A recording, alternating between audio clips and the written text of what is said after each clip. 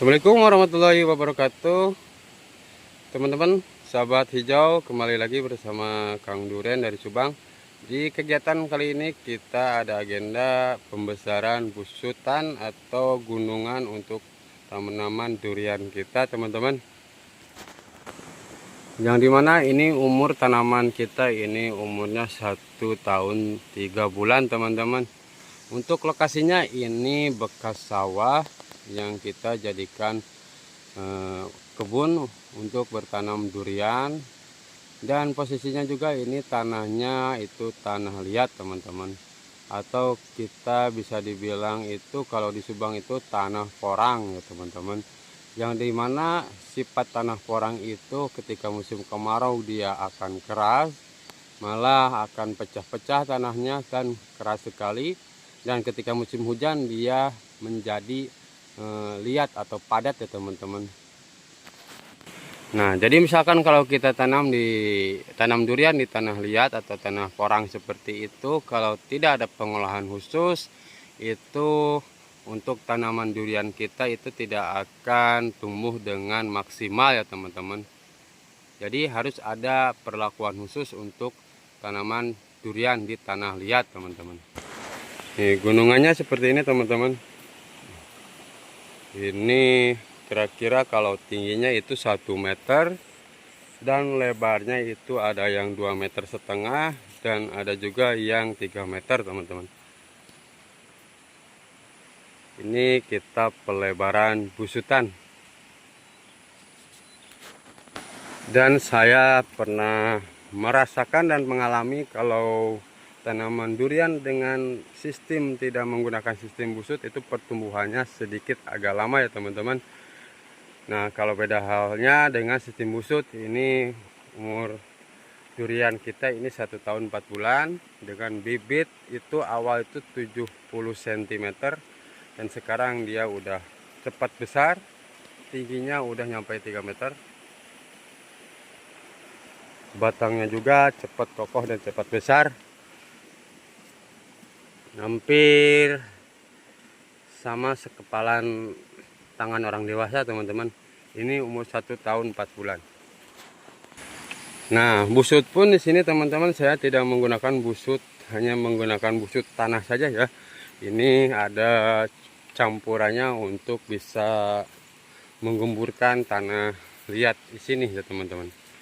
Nih, adapun bahan yang saya gunakan untuk pelebaran busut ini, pertama itu sekam mentah, sekam bekas padi, dan yang kedua itu sekam bakar, sekam atau arang sekam yang udah kita bakar. Ini bahannya sekam mentah yang kita bakar. Terus yang ketiga ini kapur dolomit, teman-teman. Untuk pemberian kapur dolomit dalam satu pohon ini atau satu gunungan ini saya memberikan 15 kilo ya, teman-teman.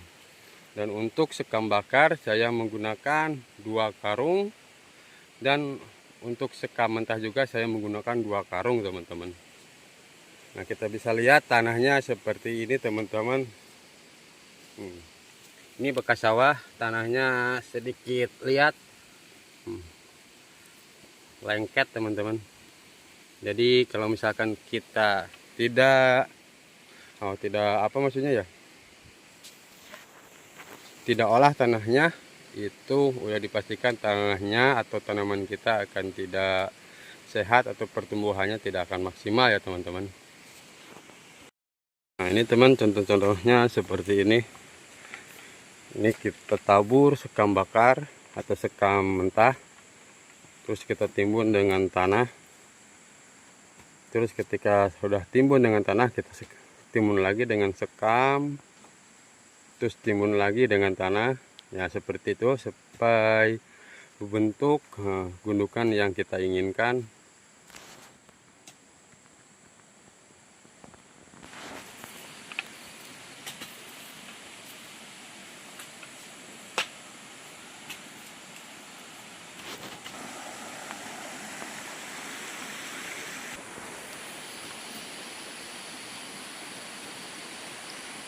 Nah, teman-teman, seperti itu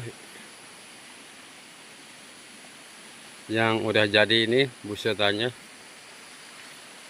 Jadi busutan ini sesuai apa yang kita inginkan. Jadi apa ya, maksudnya campurannya itu ketika kita timbun dengan tanah, terus kita timbun dengan sekam, timbun lagi dengan tanah, terus kita timbun lagi dengan sekam, itu bertujuan supaya si tanah itu tidak menjadi padat ya teman-teman. Jadi ada rongga-rongga untuk si akar durian atau si apa ya, nah si akar durian supaya bisa merambat dan bisa menembus ke tanah-tanah sekitar kebusutan ini ya teman-teman. Nah jadi teman-teman, pada intinya ketika kita bertanam durian di tanah yang liat atau tanah gambut, itu harus atau wajib menggunakan sistem busut ya teman-teman. Itu bertujuan supaya si tanaman kita tidak mudah tergenang dengan air, terus si tanah yang kita busut ini akan terus gembur, karena udah kita tahu tanah yang berbentuk gunungan itu tanahnya menjadi gembur ya teman-teman. Beda halnya lagi dengan tanah yang datar, itu kemungkinan ketika sering turun air hujan itu akan menjadi padat dan keras ya teman-teman.